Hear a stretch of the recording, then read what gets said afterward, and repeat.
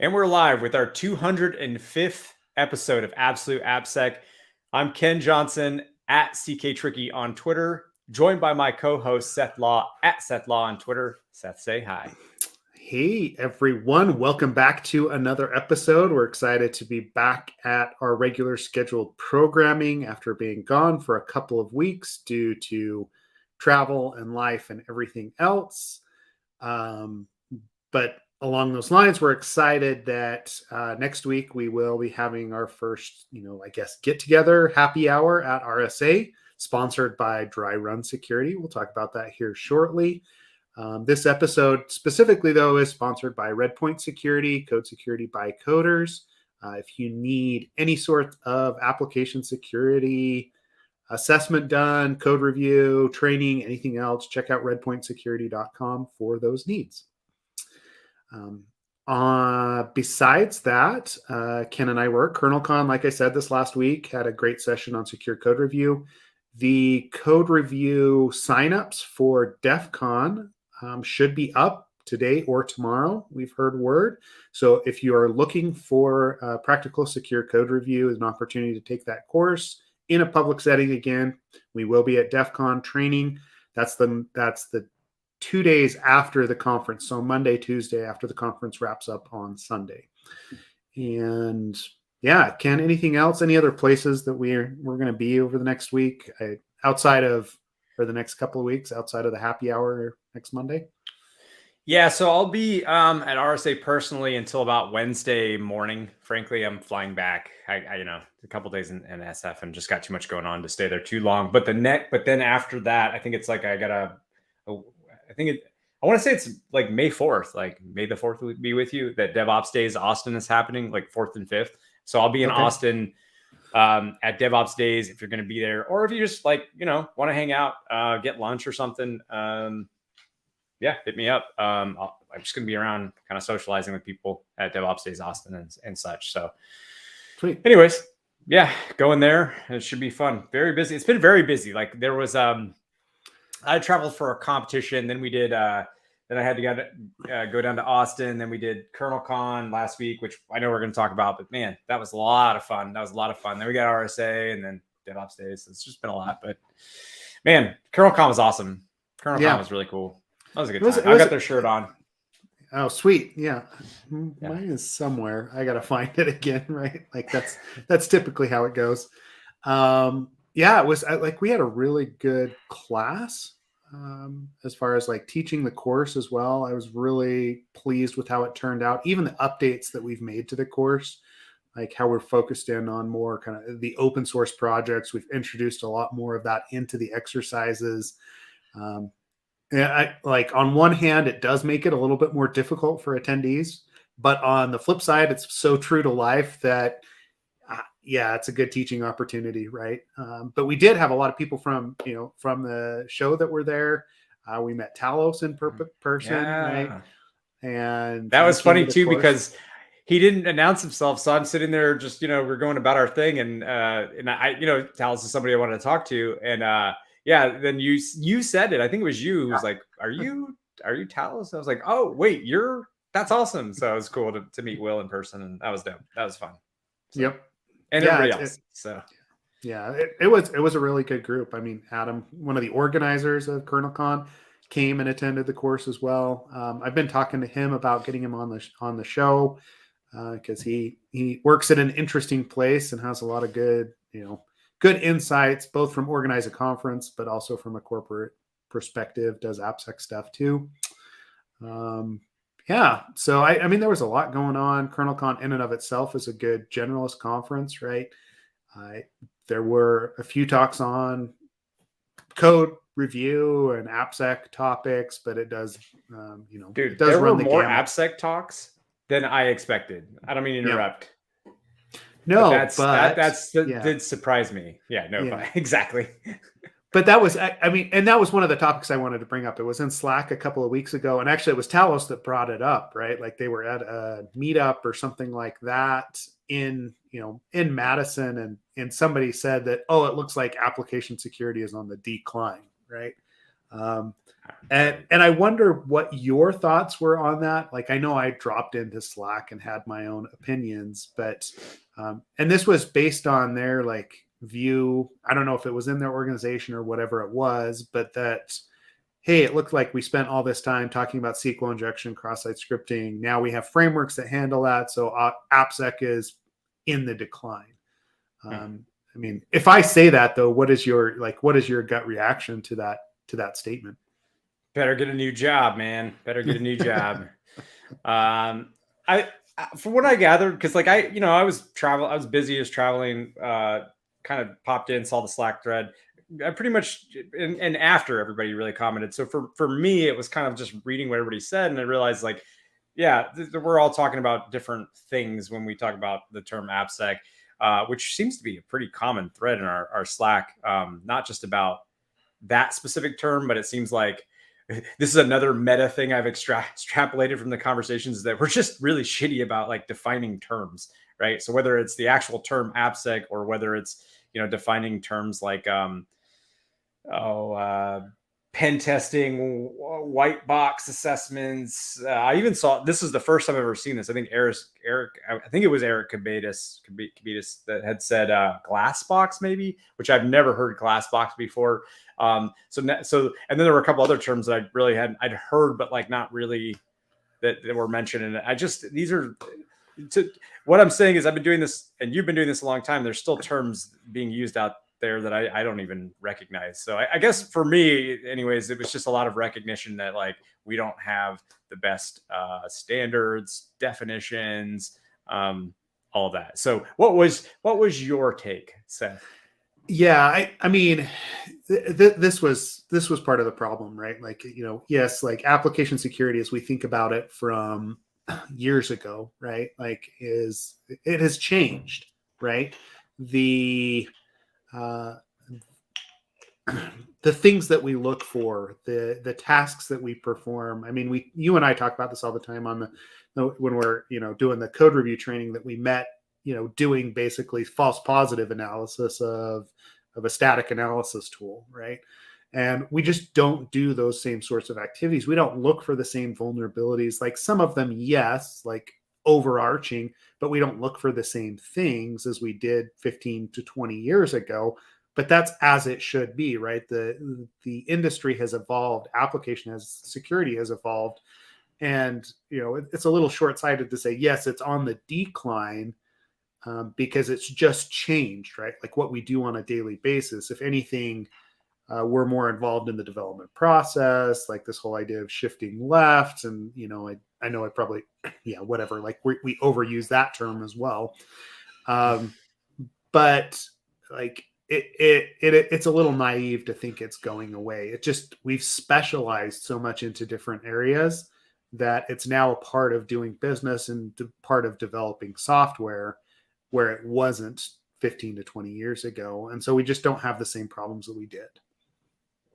I mean, it's kind of inherent, because you mentioned you mentioned a few things that I find interesting, but I think one of the things you kind of point out is that, we're sort of, or you alluded to, is that we're sort of following the trends of basically programmers, of application developers, of not just them, but like the ecosystems and the standards and all the stuff that they do. And naturally that kind of puts us always behind. And this is like more, I guess, philosophical. I really hadn't thought about this much until it's kind of come up lately, but we're always behind. We're always going to be behind. We're not driving those standards. We're not saying, oh, here's the new way of doing this thing, or here's like, React wasn't from us. We didn't build that, right? Like we didn't say like, oh, you're just going to have heavy client side JavaScript. And it's going to completely change the way that we do requests. If we had, we wouldn't have all these broken ass DAS tools, right? So yeah,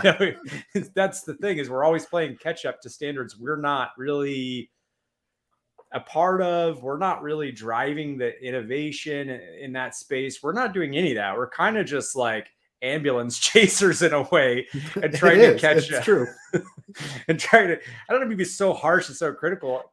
It's not. It's just the nature of our jobs, and so we're constantly trying. I guess what I'm trying to say is we're constantly reactionary, That's it. That's what it comes down to. We innovate in our own spaces and all that, but all that stuff is always reactionary to what is being driven out of these new standards and these new tech stacks and frameworks and ideas and concepts and all that stuff that gets produced by the general development community. I guess why I'm saying that is it means we're always at a disadvantage, and it's very hard to get ahead of those things and be proactive and say, well, or even influence some of those things. All that to say, it's like, because that we're not influencing all of that stuff, I can't say that it's going to be dead, because there's always going to be issues. There's always going to be problems when, and even if there, I mean, I don't know, let's say theoretically you did have security people building the standards, creating the frameworks, do whatever it might be, like to shape innovation. I still think that we're going to miss, we're still going to have room for like issues that get introduced and all that. So the security problems will always be there. I just don't know like how fixing those problems is going away in any. Have you seen anything? Let me ask you this, Seth. Have you seen anything at all that points to, oh yeah, security vulnerabilities aren't going to be a thing in software? No. No. Then it's safe to surmise. It gets more, it's safe to survive. It's not necessarily on the no decline. Death to our industry. Exactly. Yeah. So, but I anyways, yeah. It does have me thinking a lot lately, though, about like, maybe the existential or philosophical parts of our industry, like, the good, the bad, mostly the bad and the ugly. Yeah. I mean, there's a lot of that goes on, right? And I mean, if you step back a little bit, think about information security or the security community in general, right? Like it used to be that there was a lot of InfoSec, like network security people that became generalists, right? That did AppSec and NetSec and pen testing and ran compliance and did X, Y, and Z, right? Like, and that's no longer possible because of the way that the world has, like the industry has just shattered into all of these different specialties, and AppSec is doing the same thing. AppSec is like there's too much for any one person to actually include, right? Like especially when we start talking about product security, actually writing secure code, and how that has evolved in the last 5 years. Like we've come miles, or like so far in actually developing that secure code, but it's partially because we've started to separate that out, that activity. And I remember having that discussion, I mean, with Neil Matatal years ago when he left Fishnet, right? That he wanted to build secure software, and all we were was an application security practice that was looking for security vulnerabilities in code and in running applications. And he wanted to focus on this other bit. And at the time I was like, wow, that's pretty innovative, but no one else was doing that. Like we weren't having that discussion from an engineering perspective over to security. It just didn't exist. And now it does.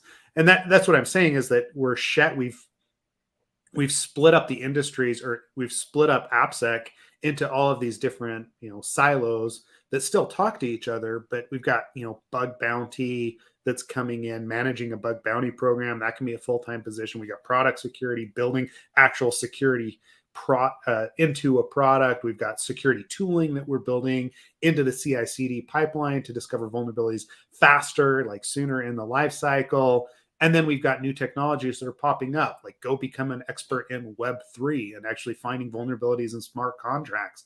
It's impossible to say that it's on the decline. Yes, there's portions that are, right? We don't spend as much time talking about or finding SQL injection because it just doesn't matter anymore in the same context. And I would argue as well, like cross-site scripting, like it's hard to get excited about cross-site scripting anymore because we know, what the attacks look like. We know how to solve it. And now it's just like fuzzing until we find bypasses in Google or whatever it is to actually get a payout. So that's where it's fallen to bug bounty people. So yeah, I'll get off my soapbox now, right? No, but I don't know. Along those lines, right? The next article that I wanted to talk about that came up again in the Slack channel is the death of code reviews, right? Or the fact that like, manual code reviews should go away. Ken and I teach a course about, security code reviews. So yeah. Yeah. Yeah, I'd love it if it go away. That'd be great. And that means there's no need for security stuff and everything's just working well, and that'd be amazing. That'd be great. Just I'll move on to just engineering or something, or maybe just get out of tech altogether. I mean, what's your take on that article too? Because I am curious, like, what, how, first of all, how did you read the article? How did that come across to you? And then, what are your general thoughts on the sort of statement? Do you recall so the my RFA? initial I do recall RFI. It was super fun in PHP back in the day, right? Like there were so many ways to actually like run remote code and pull it into your app and do bad things. But was that when you had to have like globals, like there's like a .ini file or something that I can't remember PHP.ini global registered globals had, you wanted to turn that off, right? Because otherwise it could lead to RFI. It made it a lot easier to do. So Zangief. Sorry. This is what happens when I read Slack. Wow. That's awesome. So as far as like your question about that article, I mean, when it popped up, my initial reaction was, what is going on here, right? Like, this is a valid way to find vulnerabilities. And it's kind of inflammatory on purpose so that we'll talk about it, so that other people will actually think about what they do in a code review. If you go read the article in and of itself, it's not as inflammatory, right? It's more, hey, guess what? You should get the code running and actually use it as I call it open box. And again, this goes back to the terms that we were talking about, that we don't we don't have standard terms for talking about the activities that we perform in the industry. But, an open box, a hybrid review that we do where I have code, but I have a running instance, and I'm, contrast and comparing the two, using the code to inform my testing, using my testing to inform my code review in order to focus on very specific security topics and security failures. It doesn't feel like he's saying that should go away, but what he's saying should go away is this idea that, hey, because Apache is open source, there's not going to be vulnerabilities in it because someone's gone in and done a manual code review of that. Mm-hmm. That's not necessarily the case, right? And I did post a little, a little portion of that, like the cost that goes into it. He talks about leveraging SemGrep and developing signatures for known bad code. But that means that someone has to actually look at the code and manually review it to figure out what the patterns are to put into SemGrep, right? And so that's where my argument goes back. Actually, right? It's once they get a submission or someone's reported the vulnerability, then you go look at the pattern for like the root cause. Then you write the signatures to see if you can find it anywhere else, and also to make sure it doesn't regress, kind of thing. But yes, so my point there being, it's after something bad has already happened, kind of thing. Yeah, usually. Well, and that's this other article that I had up. It's called Harnessing the Hive Mind. This is all about using SemGrep and nuclei to write, tests of what is known bad, right? To actually identify that in your code and, building out your own kind of tool set for identifying vulnerabilities that have been a problem in the past. That's a great thing, and we should definitely do that. But it all starts from the code and actually doing some sort of a manual code review or bug bounty findings or testing, right? Like there has to be that impetus up front.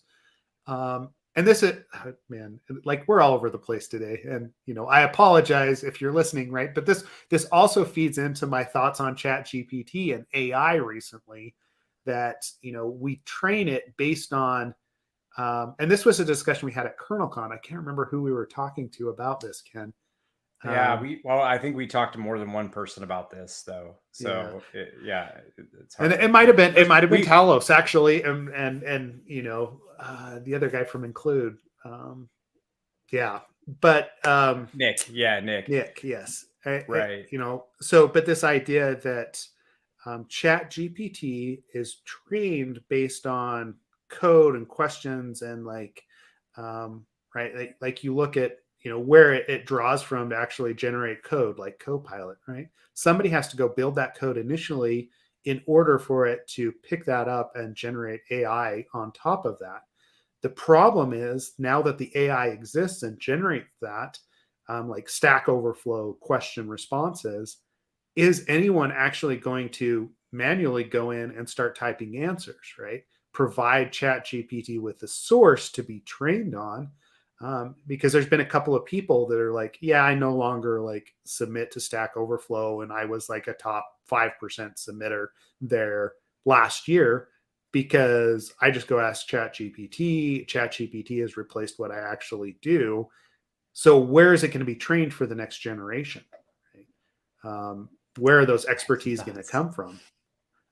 There's all these questions that go along with that, and I don't have a good source for that. I'd like to actually find, that article or whatever it is. If somebody in Slack knows, feel free to drop it in there. Anyway, yeah, I'm all over the board with that. Like my rant for the last 20 minutes. I'm trying to actually organize my thoughts because you just kicked off a whole set of streams of thoughts here. So one, man, where to go? So let's go back to where's the value of manual code review over automation. So we talk about, for those that were in the course, you heard us talk about this this last week.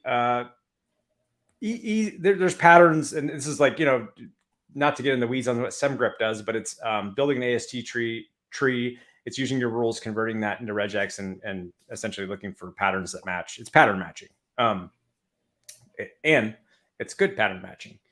And there are times and certain vulnerabilities where pattern matching analysis is perfectly great and fine and awesome. And that's where I think automation is awesome, and that you need automation is for patterns that are not even easily, but can basically something that is a pattern that you can look for. Great. But here's the issue of where that we all know it won't catch the really subtle things. It won't catch the bits where it's like, well, actually in this part of the code, this thing's doing this, and in this other part of the code, it's doing that. And when you combine that with this other third thing, okay, now we've got a bypass or whatever. We've got some logic flaw, whatever, right? It doesn't do well with that because it's just not there's some insights you have to draw that we haven't figured out yet on how to do, like with machine learning and all of that, right? Okay. So the question becomes to just really briefly lay that out, you've got automation for patterns and you've got humans for like the contextual bits. And this is where it gets into context. And you're going to hear me keep saying this because I think, and I've been seeing it in Slack and our absolute AppSec Slack, and context is king, right? That's how we figure out where anything is going to go wrong. That's how we totally understand an application enough so that we can do our proper security analysis. Now, you mentioned GPT. So what I could see is a world in which, to gather context and understand composition, machine learning in tandem with AI bits are used to find the signal inside of the noise kind of thing, right? To say, here's where you should put your effort, and for these reasons, as a manual human or non-automated reviewer entity. And then for everything else, I would assume that with, again, machine learning and AI and pattern matching, that like the automation pieces just get better. So I think we might live in a world where there are enough data points to say, listen, human being, you need to go do this something. And that's important because really what this draws back to the article's composition and what he's saying there. If I were to summarize it, it is, we have a lot of automation that's really good. But code's flying out the door so fast, it makes it not really feasible to do manual code reviews on all of that stuff that's going out the door. And I agree. And I think that's where you need to figure out, like, when is it with all this code that's being slung, what code do I need to actually be involved in some way, whether that's looking at it, whether that's, giving some advice, whatever the case may be, whatever security activity it might be. But yeah, a human being involved. So yeah, I don't know, man. I just said a lot of stuff, so it might be nonsense. No, I mean, it's not, right? Like and this goes back to what we talk about prioritization, right? And we talk about determining what a risk profile is, what the threat is for an application for your organization, right? Like one of my first experiences with doing like just application security and pen testing in general, as I was building out a pen test team at, the bank years and years ago, was this, the compliance requirement that all applications be tested on an annual basis, right? That was it. They didn't have any sort of test framework in place, but everything had to be tested. But I remember like being so annoyed that I was sent to California to go sit at an office somewhere to test an application. And when I sat down, it was a JavaScript mortgage calculator. And I was supposed to spend 5 days in an office traveling away from my family to review a freaking JavaScript mortgage calculator. And I'm like, there is no risk here, right? Like at most there's a slight reputational risk. And it's not even for like the main like bank. It was just like some division. And like we started to have these threat discussions at that point because, I was like, you just wasted how much money and time of an expert going to do this on something that didn't matter when we have all these other problems. We have everything else that's there. And, to Sean's point in the blog and to your point, right? Like we've got to focus in on what's important. And I don't think from a secure code review perspective that, we've ever said, hey, we need to look at every single line of code. If anything, we're trying to give you a framework to look at what's important and move on, because that's what we struggle with is, hey, I need to actually like think about this code from a security perspective and like the lines of code that are in it that actually have a problem. Yes, that means I'm going to miss some, especially if you're looking at Apache or some of these like huge projects, you may miss something in one line of code or like with Log4j because it wasn't, in your threat model for that app. And that's not necessarily a bad thing because you are trying to classify what is actually, what is important to you. Yeah. So I guess those are my initial thoughts there. I am like AI has taken over every single aspect of, everyone's life from a tech perspective lately, especially from an articles perspective. And like, I'm sure we'll swing away from it eventually, but LLM breakouts, how it's going to be trained. Obviously we're having that discussion, we're having a discussion of how it was trained, what it's actually used, how useful it is in certain situations. Can you use it to just like pen test an application, have it direct you what way to actually go, how to review the code of an application. And this is something that we can get into and maybe post as well. But like, I'm having a little bit of heartburn when I go to our NetSec or some of the other feeds and like every other article is ChatGPT related, right? Like, I'm like, yes, this is a great tool, but we're definitely like kind of overcompensating and trying to apply it to every niche in the field right now. But I will say this.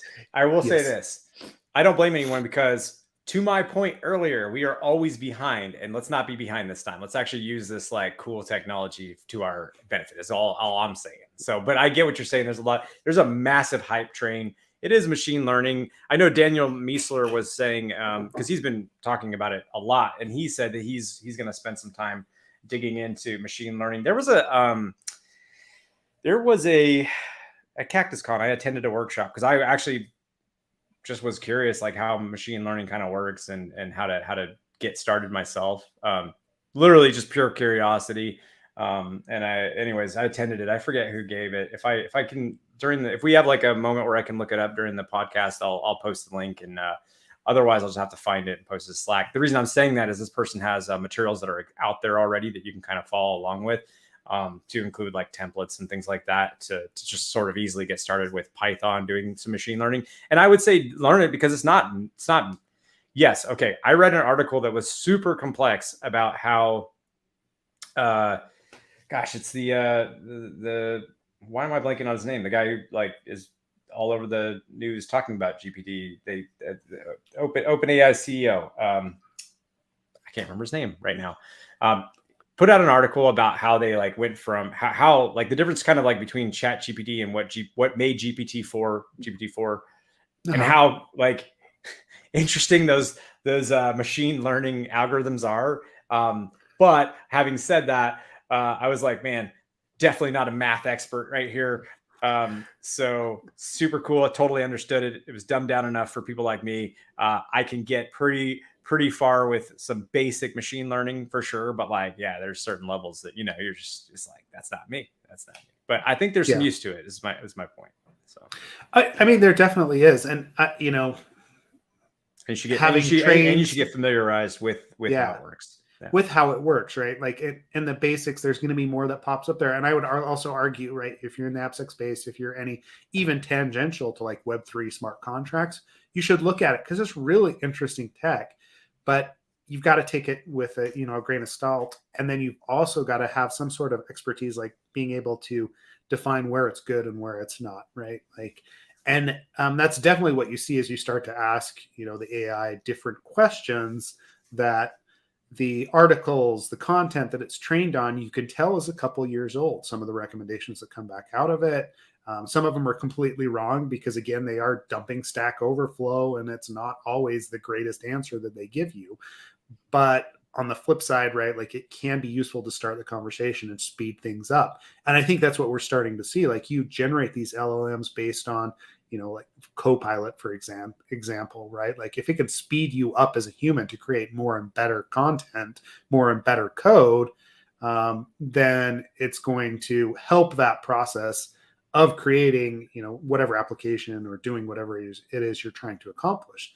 On the flip side of that, though, like we have to still make sure it's secure.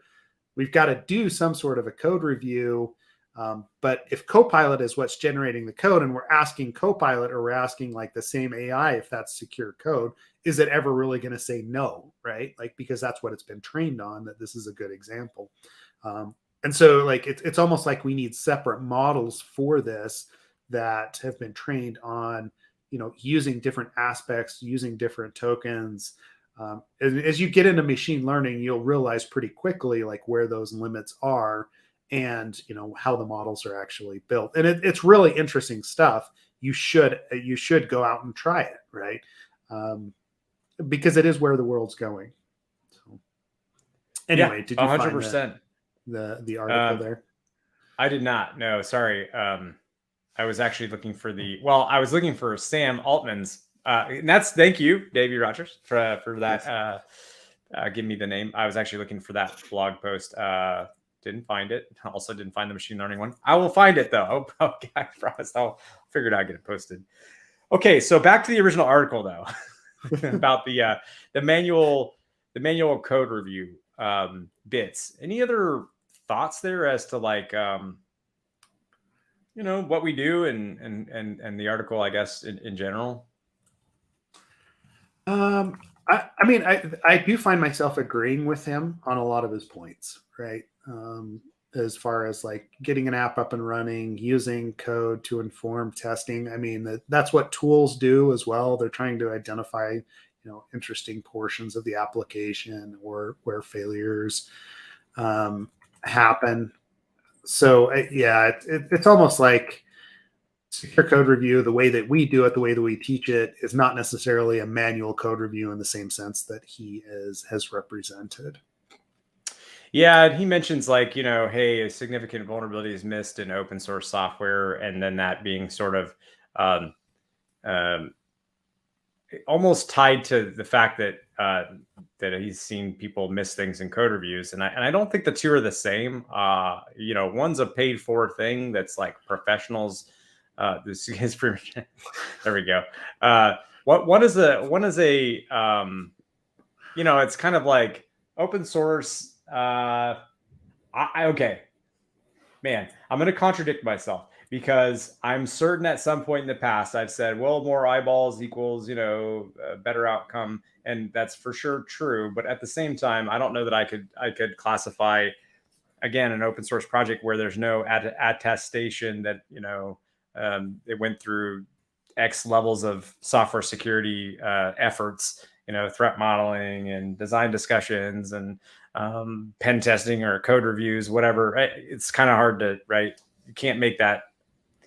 All I'm saying is that's different from missing a code review in a like application that some corporation came that paid you to review. It's a different thing. Now, I want to separate out those two. Now, will you miss things in a manual code review? Of course, you'll miss things in a manual code review. If you think you're never going to have that happen, well, you're in for a little bit of a letdown. It's 100% going to happen. No human is perfect. And that's really not the point. The way that we teach, and you just kind of alluded to this, Seth, is that we take a risk-based approach. So it's not just a risk based off of your tech stack, because your tech stack is going to have its own very specific risks. But it's also like, what is it that makes your application special? Like what's really scary about if someone were to do X, Y, Z, or, what are the more sensitive pieces of data that you're holding, right? We use a bunch of other data points to determine the actual risks that we care about looking for in your code base. And because of that, we're focused on only the things that are super within that kind of threat model, that the mini threat model will say, and qualify to be within this list of risks that we care about. Having said that, does that mean in a 3 million line code base over the course of a 2-week assessment that there's no room for missing things? Yeah, 100% there's room for missing things. That's like crazy to think there isn't. There are other things you can do there, like better scoping for sure is one of them. But understand that if that is the case, and this is what you've been tasked with, you do have to take a risk-based approach. And that means, like I said, you're going to be looking for specific things and not necessarily catching every single vulnerability that could potentially exist in that code base. Yeah. And I don't know, 3 million lines of code, 3 weeks. I mean, you and I have been in this situation. We'll continue to be in that situation moving forward. A manual code review where you're looking at every single line of code is just not possible. And even in those open source projects, I mean, I'd probably also argue that, especially in those open source projects where, you've had code contributed for the last 30 plus years, the way that we did things in C 30 years ago is different than the way we're doing things in the latest versions of C++ nowadays, right? And how much of that actually gets fixed, how much time, how much effort people have to put in those open source projects, even when they're sponsored by a company, doesn't necessarily mean that code is getting touched. I mean, half the world is run by, mainframes, that the code was developed by IBM in the 60s. And yes, we've had updates. Yes, they've pushed new things through, but there still are systems that depend on those old mainframes. And you are probably using that on a daily basis. And that doesn't discount any of the code that's been written in between now and then.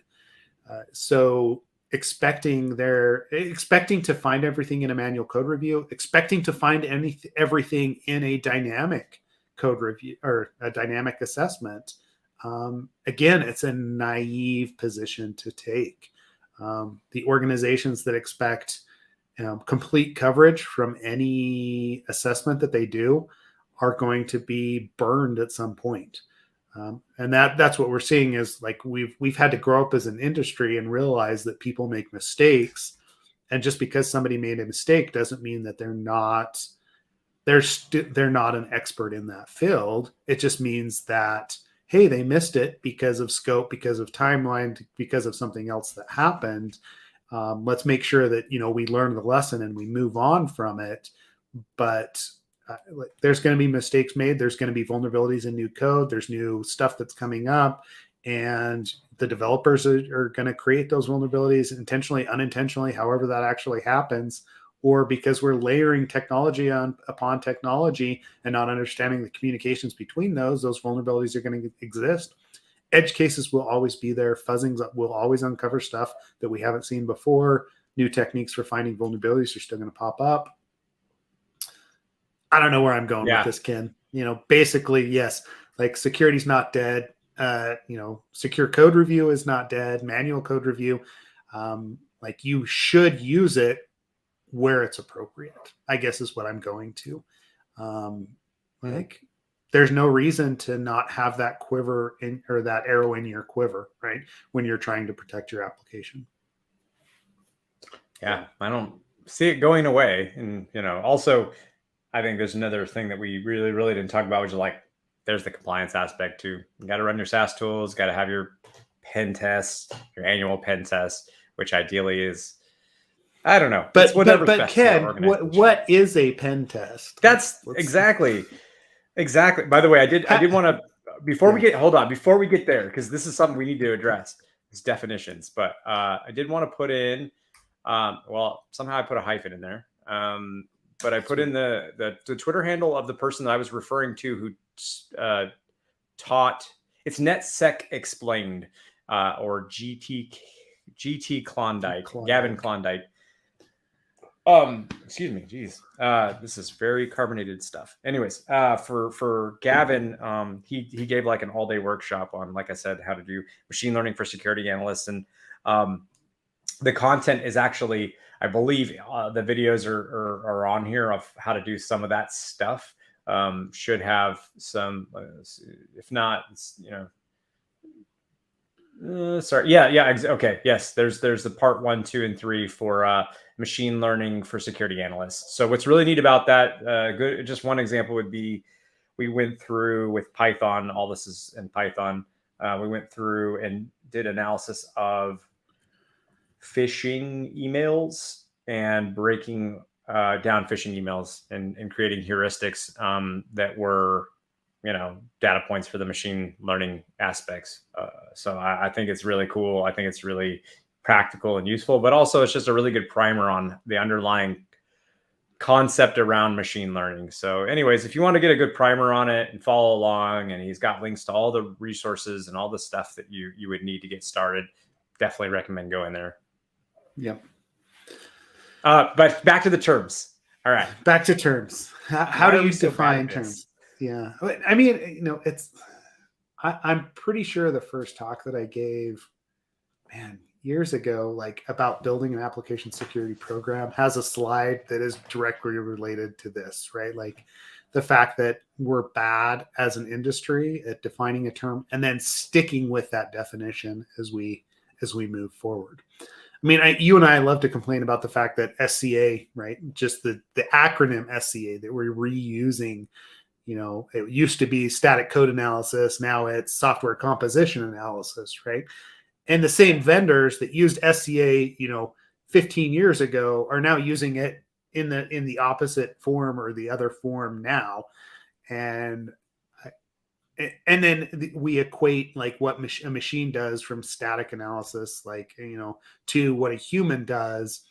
And it all kind of comes back to this idea that we're trying to short circuit and give people a quick understanding of what it is that we're proposing to do from a security perspective, right? One of the things that I found useful as a consulting firm or as a consultant is actually defining out in an appendix what it is that we actually did, right? Because depending on if they're trying to compare our scope or what we did during an assessment with what they're getting out of a tool, they need to understand that, like the security person or whoever it is that's responsible for compliance has to understand the difference and has to understand where we excel, what it is that we're actually trying to do, and also, where we don't actually provide you any coverage. But we have this problem, right? Because we talk about a pen test, and half the time I walk into somebody contacts us and says they want a pen test.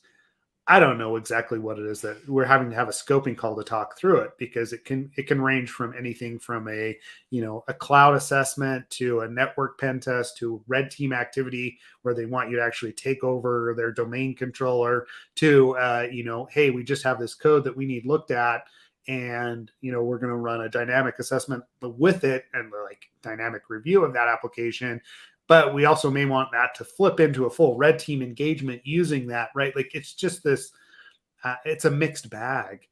And I mean, I don't think we're ever going to get to a place where we all understand exactly what it is without having a wider discussion around the activities involved. Yeah. You want me to put a bow on it? Okay. Is that what you're saying? No, I was just thinking about because other industries have some level of governance, right? Well, I say other industries, but a lot of industries have governance, and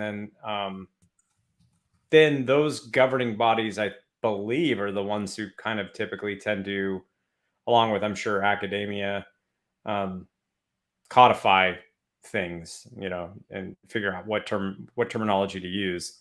And like we don't really have a governing body. We've got compliance orgs, for better or for worse, but there's no singular, like, I don't go to the bar to be certified, right? I don't go to whatever the hell doctors go to get. I feel so dumb right now. I don't know what the answer is there. Medical's this, I forget what it is. It's like association of something or other for, but I mean, and we don't have that. So it's kind of like, we'd have to mutually as a community agree upon those terms. I don't see No, that. I think Gartner. I think Gartner should be allowed to define it, right? No, I don't. Yeah, Magic quadrants. magic quadrants for whatever term they come up with for software security, blah blah blah, right? Actually, since we're talking about governing bodies too, did you see that some people are like concerned that projects are going to leave OWASP? I don't know where I saw that. I've got that. Yeah. There's an article actually. Again, was it Talos or someone else that dropped it in the? It's from Security Boulevard. Here, let me drop it in there. Actually, I'm gonna. I couldn't remember if it was Twitter. I think I saw it on Twitter actually. Oh yeah, okay, there you go. Oh no, that Twitter thread is about the guy on Stack Overflow that's basically giving up, even though he used to answer all those questions. So that's the one. Project Exodus from OWASP looming. Yes, and they go into that open letter, right? Like that we talked about. It's likely, basically just because the support of those projects may not necessarily be what they thought it was going to be. So they're starting to look for other sources to support, whatever it is that they're trying to accomplish, I think is basically it. Huh. Yeah, I saw it kind of pop up, and I wasn't sure what that was. I didn't really go too in depth on reading it. I was kind of like, huh, and then I forget, so like had to hit a meeting or something and lost track of it. But yeah, so that was the gist of it. Was just that like they try. Can you wrap that up again for me? Sorry, I'm like. So basically it's because they're talking about the letters, the response from Andrew on, right, like there's more to come, but basically the vocal OWASP members that are running some of those larger projects are saying we don't get the support or funding that we need. This might not be enough. This is what he's proposing is it might not be enough what the board has proposed. So you could see some of those large projects leave OWASP and actually find other sponsors that will support them, financially, however it needs to happen in order for them to keep going. It's basically just the author here is proposing that it is one possible outcome of how OWASP has restructured, and what they're trying to accomplish is that they may lose some of those flagship projects because they're going to need more support than OWASP can provide, which you couldn't blame anybody for taking off, right? Like, when you start looking at some of those projects and the amount of money and time that goes into building that software, to maintaining those lists, to doing the research, if OWASP can't provide the support, whether it is structurally, financially, from an open source perspective, they've got to look for that somewhere else in order to maintain the project. By the way, I see that Brian, I see it now that Brian also posted in the Slack. So attribution to Brian Glass, who posted this in our Slack. But I had also seen it on a Twitter thread too. So for sure, I saw that and was like, what? Because the title kind of stuck out to me, and I was like, oh, is there something happening that I'm not aware of? It makes sense. I mean, honestly, even last week when we were talking to people, I was a little disheartened to hear about what it's like trying to deal with the money aspect of running a chapter, even with OWASP. I didn't realize it had gotten to that point where it was like you could be giving OWASP a ton of money, but trying to get it back out, even just to pay someone to come speak at your chapter, is a real hard mess of a thing to do. And that didn't. I don't think that's always been the case. I don't know what's going on with OWASP, man. They're having a moment, and the press isn't like super great about all of it. It's what we've got though, and yeah. Well, I I mean, don't know. That's a hard one. To the board's credit, right? They are trying to make changes. They're trying to evolve. They're trying to support as necessary. But I mean, yeah, like some of those discussions we have, right? The fact that the chairman of the board or the president, whatever, is actually like involved with like approving expenses for individual chapters does not feel sustainable to me, right? Like it's just where does this actually go, and what? Yeah, again, it becomes a question of what's going on over there, and how can we help fix it, change it? Like what sort of support does it necessarily need? Because the resource is obviously needed, right? Like the amount of time that we talk about cheat sheets, we talk about OWASP top 10, and how that has a wider effect on the AppSec and security community. This organization in some form needs to exist, and the resources that are available to it or from it, because it is driving the wider discussion in the software security space. Yeah. I mean, I like that people are recognizing that it needs improvements. The boards understands it needs improvements. I'm sure we'll have a roadmap soon if something isn't already out there for how to improve, right? Because hasn't been any, and in terms of like starting up another community, I mean, like, man, listen, OWASP developers know OWASP, and that was a hard place to get to. It's almost as popular as Absolute AppSec, almost as popular. Almost, yeah. Almost. With their global reach. Right. So no, but realistically, starting up another community is a bad idea. So you're gonna end up having the same issues at the end of the day. So but then you've got all the bars to meet where like just even brand awareness is like a hard thing. So maybe less so in today's viral world, actually. But that's maybe a consideration. Today's social media and technology and boosting of marketing and all that. But anyways, it'd be a lot of work to reinvent the wheel, essentially. The question is, how do you improve it? What are people most upset with? It seems like, projects are a big one, but I got to tell you, after talking to chapter leaders last week, didn't sound like it was much of a better thing for chapter leaders versus project leaders. So well, and that's just it, right? Like those sorts of organizations thrive on volunteer hours, volunteer time. And, yes, they have members join chapters, they pay dues. But if it's not an easy experience, if the leaders of those chapters don't see a value in it, then are they actually going to keep doing it?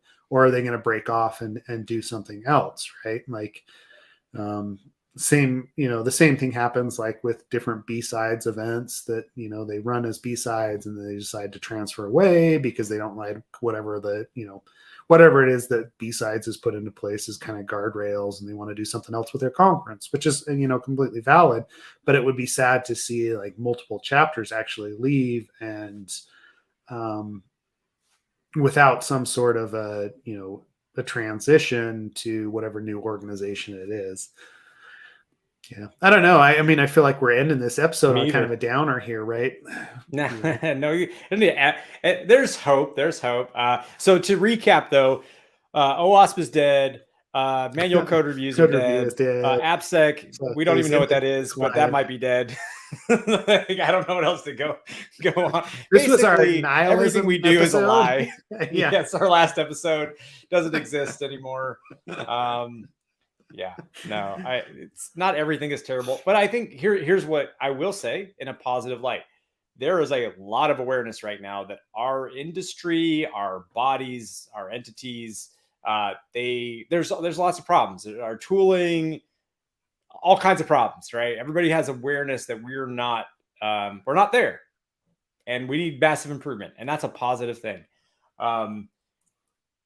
Ironically, to build a community of people that are willing to devote their time to fixing it, you kind of need the governing body that we were just talking about, or not the governing body, but excuse me, the OWASP community that we just talked about. But anyways, I think that it's a positive thing ultimately, right? Like when you call out problems and you're invested in it and you're passionate about it and you want those things fixed and you want improvements, and there's enough of you, similar people with that mindset, only good things are going to come out of it. So actually, while jokingly we talk about how all this is kind of messed up and all that, in reality, I think it's just pointing out that we're about to reach probably the next evolution in our industry. And that is a very exciting thing to watch, especially as technology, the technological foundations for addressing those issues and concerns and fixing things are in place now. So it's a really cool time. I think actually, if anything, this is a great time to start getting into the industry, or if you're already in it, you're going to see some good things. So I would say it's the opposite. It's pretty positive in general. Yeah. And that would be my recommendation to people, like if they're getting in new to the industry, is actually find those niches, right? Exactly what you and I have done with like the code review stuff, right? It's like when we popped in and started doing this years ago, there wasn't a process. There was we learned it over time and then shared it with others, but that's just it. You kind of find the niche and the thing that's really interests you, and the industry as in general is growing. You kind of become an expert in some of that, find the other people that are also interested in it, and you build a good community and a good career over time. So, I got to say, for me, building a career has been nothing more than just like, ooh, that's interesting. That's it. Mm-hmm. Just following through that with that thought and actually like building stuff and then publishing that stuff. And it's been enough to just accidentally build a career just through like, hey, I like this stuff. And I'm going to. You like it. Yeah. Don't be ashamed of it. And, put it out there. People appreciate it. So.